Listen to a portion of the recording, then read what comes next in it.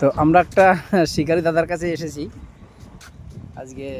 দাদা, আজকে আপনি আমার চেয়ার তো নিলেন, তো ফিডব্যাকটা একটু বলুন। খুব ভালো, আরাম, খুব আরাম, বসে আরাম, মাছ ধরেও আরাম, টোপও কাটা যায় আরামসে, হাত নিচে অবধি চলে যায়। খ্যাস মারা যাবে? খুব ভালো, খুব ভালো, ক্যাচও মারা যাচ্ছে, টোপও কাটা যাচ্ছে, খুব দারুণ দারুণ।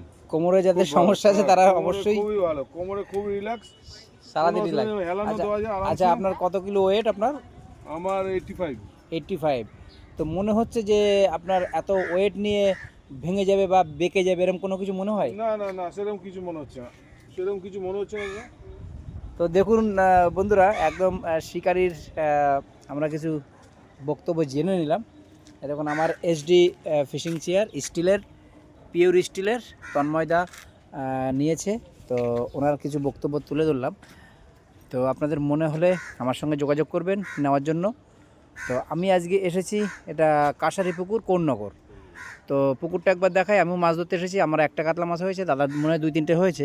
তো ওয়েদার ফল্ট একটু অবশ্যই আছে। তো বৃষ্টি হচ্ছে না, বাকি সব কিছুই হচ্ছে, হাওয়া, রোদ, মাঝে মধ্যে মেঘলা। তো দাদা কী মাছ ধরলো সেটা একটু দেখে নিই।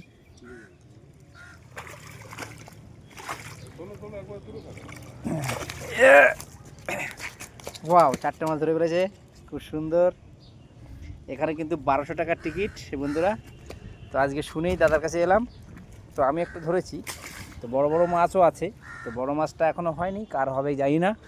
তো পুকুরটা এরকম দেখিয়ে দিয়ে একবার।